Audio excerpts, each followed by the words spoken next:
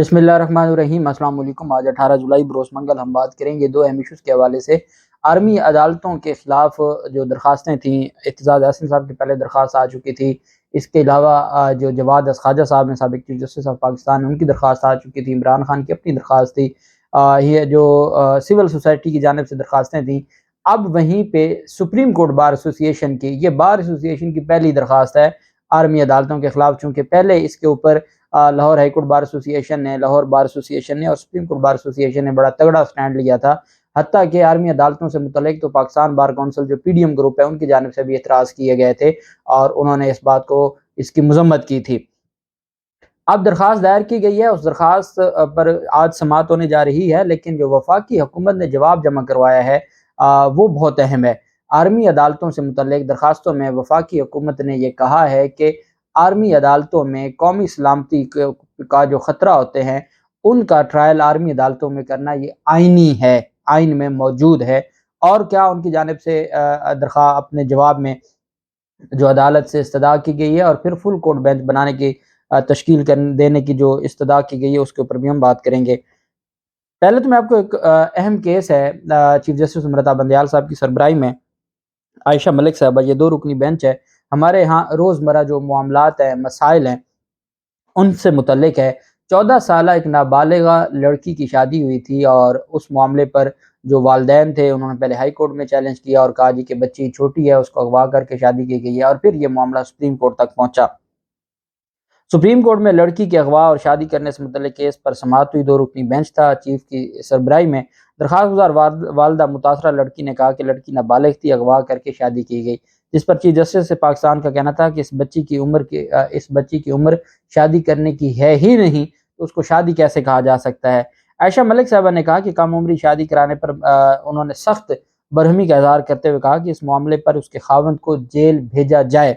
18 سال سے کم عمر کی لڑکی کی مرضی کا عدالت اور پولیس جائزہ لے سکتی ہے کہ وہ مرضی کیا اس کو ورغلا کے، اس کو انسٹیگیٹ کر کے یا اس کو بلیک میل کر کے کس طریقے سے مرضی لی گئی ہے۔ 18 سال سے کم عمر کی جو بچی ہے اس کی تو عمر ہی ایسی نہیں ہے کہ وہ اپنا اچھا برا سوچ سکے، تو کیسے اس کی مرضی لی جاتی ہے۔ عائشہ ملک صاحبہ کا کہنا تھا کہ پولیس نے اب تک کیا تفتیش کی، لڑکی کے بیان پر تفتیش کیسے بند کر سکتی ہے۔ چیف جسٹس نے استفسار کیا کہ یہ معصوم اور ناسمجھ ہے، متاثرہ لڑکی کی 2 بیٹیاں بھی ہیں، ان کا مستقبل اب کیا ہوگا۔ چیف جسٹس نے متاثرہ لڑکی کے خاوند سے استفسار کیا کہ آپ کی لڑکی کے والدین سے صلح نہیں ہو سکتی، جس پر خاوند متاثرہ لڑکی نے بتایا کہ یہ صلح کرنے کے بدلے میری بہن کے ساتھ اپنے بیٹے کی شادی کرانا چاہتے ہیں۔ تو چیف جسٹس کا کہنا تھا کہ لگتا ہے متاثرہ لڑکی کا والد بدلہ لے رہا ہے۔ چیف جسٹس نے متاثرہ لڑکی کو روسٹرم پر بلا لیا۔ جسٹس عائشہ ملک نے متاثرہ لڑکی سے استفسار کیا کہ آپ کس کے ساتھ جانا چاہتی ہیں، تو لڑکی نے کہا میں والدین کے ساتھ جانا چاہتی ہوں، جس پر جسٹس عائشہ ملک کے ریمارکس دیے کہ والدین اپنے بچوں کا برا نہیں سوچتے،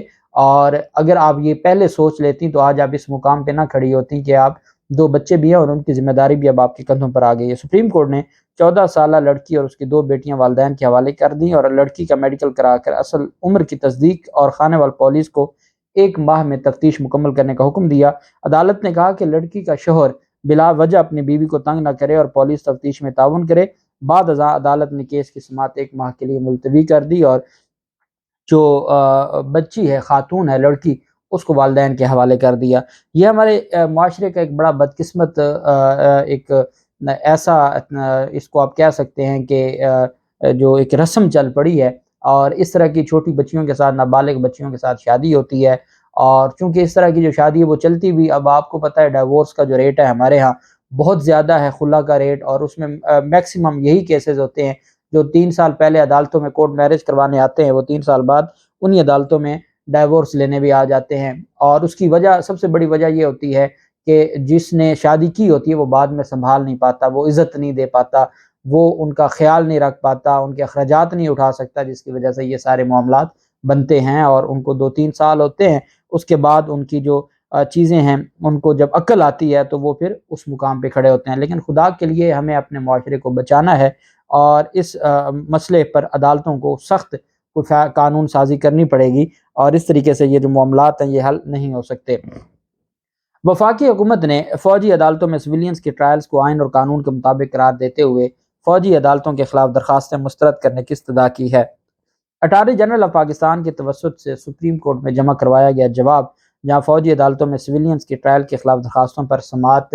آج ہونی ہے، اس میں یہ جواب جمع کروایا گیا ہے۔ سپریم کورٹ کے سابق چیف جسٹس جواد اسخواجہ، اعتزاز احسن صاحب، کامران علی اور پاکستان تحریک انصاف نے دائر کی تھیں، اور گزشتہ سماعت پاکستان نے عدالت کو بتایا کہ 9 مئی کے واقعات میں 102 لوگوں کو ملک کے مختلف علاقوں سے گرفتار کیا گیا تھا اور وہ اس وقت فوج کی حراست میں ہیں۔ عدالت عظمیٰ نے 27 جون کو اٹارنی جنرل منصور عثمان کی یقین دہانی پر کہ ابھی ٹرائل شروع نہیں ہوا، فوجی عدالتوں میں کارروائی روکنے کی استدعا مسترد کر دی تھی اور سماعت ملتوی کی تھی۔ آج حکومت نے سپریم کورٹ میں جمع کروائے گئے جواب میں کہا ہے کہ 9 مئی کے واقعات احتجاج اور اچانک نہیں ہوئے تھے، بلکہ منصوبہ بندی کے تحت کیے گئے تھے، اور یہ منصوبہ بندی کے تحت کی گئی کاروائیاں تھیں تاکہ ملک کی مسلح افواج کو بدنام کیا جا سکے اور ملک کی اندرونی سلامتی خطرے میں ڈالی جا سکے۔ بیان میں کہا گیا کہ ان واقعات سے 2 ارب 53 کروڑ 91 لاکھ 90 ہزار روپے کا نقصان پہنچا ریاست کو، جس میں 1 ارب 98 کروڑ 29 لاکھ 50 ہزار کا فوجی تنصیبات، آلات اور گاڑیوں کا نقصان شامل ہے۔ عدالت کو بتایا گیا کہ ملزمان کے خلاف متعدد مقدمات درج کیے گئے، جن میں آرمی ایکٹ کو شامل نہیں کیا گیا، جو کہ سپریم کورٹ نے اس سے قبل لکھا تھا کہ ایف آئی آر کا متن اور قانون نکات جرم کی نوعیت کا تعین ہی کر رہے تھے ہیں۔ اس حوالے سے کہا گیا کہ در حقیقت آفیشل سیکریٹ ایکٹ 1952 کے پاکستان آرمی ایکٹ کے تحت 1923 ٹرائبل ایکٹ کے زمرے میں آنے والے جرائم کی 9 مئی کے واقعات کے خلاف درج چند مقدمات میں نشاندہی نہیں کی گئی، اور آرمی ایکٹ مذکورہ ایف آئی آر کے متن پر لاگو نہیں ہوتا۔ وفاقی حکومت نے کہا کہ فوجی عدالتوں میں سویلینز کے ٹرائل کے خلاف درخواستیں سپریم کورٹ میں آئین کے آرٹیکل 184(3) کے تحت اس کے دائرہ کار میں نہیں ہیں اور قابل سماعت نہیں ہیں، اور تاحال کسی نے آفیشل سیکریٹ ایکٹ عدالت میں چیلنج نہیں کیا۔ جواب میں کہا گیا کہ فوجی عدالتوں میں سویلینز کا ٹرائل آئین اور قانون کے مطابق ہے۔ فوجی اور دفاعی تنصیبات اور اداروں پر حملہ پاکستان کی قومی سلامتی پر براہ راست حملہ ہے۔ سپریم کورٹ کو بتایا گیا کہ آئین پاکستان قومی سلامتی پر حملوں کے مرتکب افراد کے خلاف آرمی ایکٹ کے تحت مقدمہ چلانے کی اجازت دیتا ہے۔ ایسے حملے روکنے کے لیے ذمہ داروں کے خلاف سخت کارروائی ضروری ہے۔ عدالت عظمیٰ میں جمع کروائے گئے جواب میں بتایا گیا کہ شکیل آفریدی اور کلبھوشن یادو کی گرفتاری اس بات کا ثبوت ہے کہ غیر ملکی طاقتیں مسلح افواج کو غیر مستحکم کرنے اور ہماری قومی سلامتی کو کمزور کرنے کے لیے مسلسل کام کر رہی ہیں۔ وفاقی حکومت نے سپریم کورٹ میں کہا کہ فوجی عدالتوں کے خلاف کیس فل کورٹ کو سننا چاہیے۔ جواب میں کہا گیا کہ سپریم کورٹ براہ راست اس کیس کو نہ سنے۔ اگر سپریم کورٹ نے درخواستیں خارج کر دیں تو متاثرہ فریقین کا ہائی کورٹ میں حق متاثر ہوگا۔ فوجی عدالتوں میں سویلینز سے متعلق جو وفاقی حکومت ہے، بیسیکلی ان کے 2 پوائنٹس تھے۔ ایک تو یہ تھا کہ جو فوجی عدالتوں میں کیس بھیجے گئے ہیں یا جو سویلین کا ٹرائل ہے، وہ سویلین جو فوجی تنصیبات میں یا پاک فوج پر حملہ کرنے میں ملوث ہیں، ان کے خلاف آئین کہتا ہے کہ آرمی عدالتوں میں ٹرائل ہو سکتا ہے، اور یہ جو ٹرائل ہے یہ فوجی عدالتوں میں، اور اس کی مثال دی اور ان کو جا کے ملایا کلبھوشن یادو سے اور شکیل آفریدی سے کہ یہ اس بات کا ثبوت ہے کہ پاکستان پر جو غیر ملکی طاقتیں ہیں وہ حملہ آور ہیں، اور یہ بھی باقاعدہ طور پر۔ اب اس میں سارا یہ کہا جا رہا ہے کہ یہ کوئی غیر ملکی سازش تھی، کوئی دشمن کی سازش تھی، اور اس کی منصوبہ سازی ہوئی، اور باقاعدہ طور پر پاکستان میں جو ہمارے پاک فوج کی تنصیبات ہیں یا شہداء کی جو تنصیبات ہیں ان پر حملہ کیا گیا، اور یہ باقاعدہ منصوبہ سازی سے ہوا۔ وفاقی حکومت عدالت کو دبے الفاظ میں یہ بتانا چاہتی ہے کہ یہ کوئی دشمن ملک کی سازش تھی، باقاعدہ طور پر منصوبہ بندی تھی، اور یہ اچانک سے نہیں ہو گیا کہ ہر جگہ پر جو فوجی تنصیبات تھی وہاں پر جو مظاہرین تھے وہ پہنچے۔ اس وجہ سے یہ کارروائی ہونی چاہیے۔ اور دوسرا ان کا یہ کہنا ہے کہ آپ اس کو فل کورٹ بینچ تشکیل دیں اور فل کورٹ بینچ اس کو سنیں۔ پہلے 9 رکنی بینچ بنا تھا تو 9 رکنی بینچ بھی فل کورٹ ہی ہوتا ہے، لیکن جب 2 ججز ویسے اپنے آپ کو انہوں نے ریسکیو کر لیا تھا، ایک جج کو وفاقی حکومت نے کہا نہ بیٹھے، تو پھر فل کورٹ بینچ کیسے بنے گا جب وفاقی حکومت خود اعتراضات اٹھاتی ہے، یا وہ لوگ جو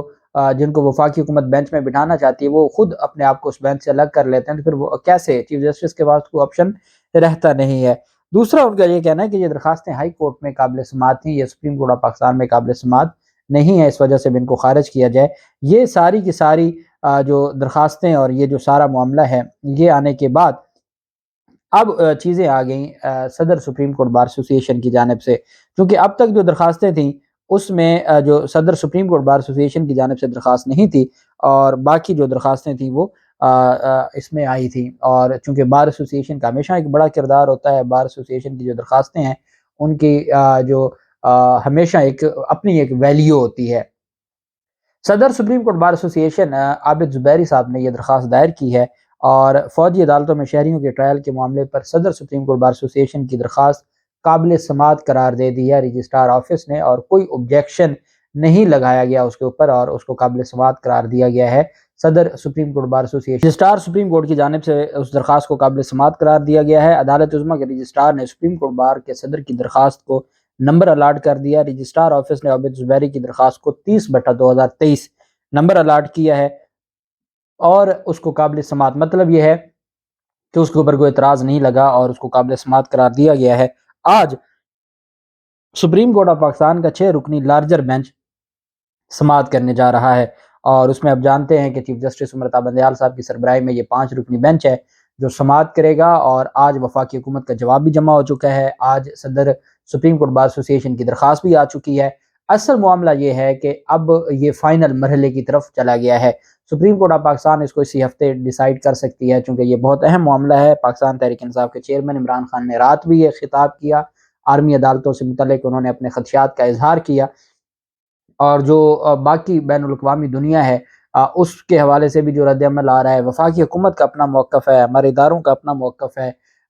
سپریم کورٹ آف پاکستان اس پر کیا کرتی ہے، جو سینئر قانون دان ہیں وہ مخالفت کر رہے ہیں، اور اس ساری مخالفت کے باوجود اور وفاقی حکومت کے جواب کے باوجود کیا supreme court of Pakistan army عدالتوں کو قائم رکھتی ہے؟ اس میں کوئی درمیانی راستہ اختیار کر کے جو حقوق کی بات کی جاتی ہے ملزمان کے، وہ حقوق دیے جاتے ہیں اور جو کیسز ہیں وہ آرمی عدالتوں میں ہی پینڈنگ رہنے دیے جائیں گے، یا supreme court of Pakistan army عدالتوں کے خلاف فیصلہ دے گی؟ جو بھی تفصیلات ہوں گی آپ کے ساتھ شیئر کرتے رہیں گے۔ اللہ پاک پاکستان کا حامی و ناصر ہو۔ بہت شکریہ۔ اللہ حافظ۔ پاکستان زندہ باد۔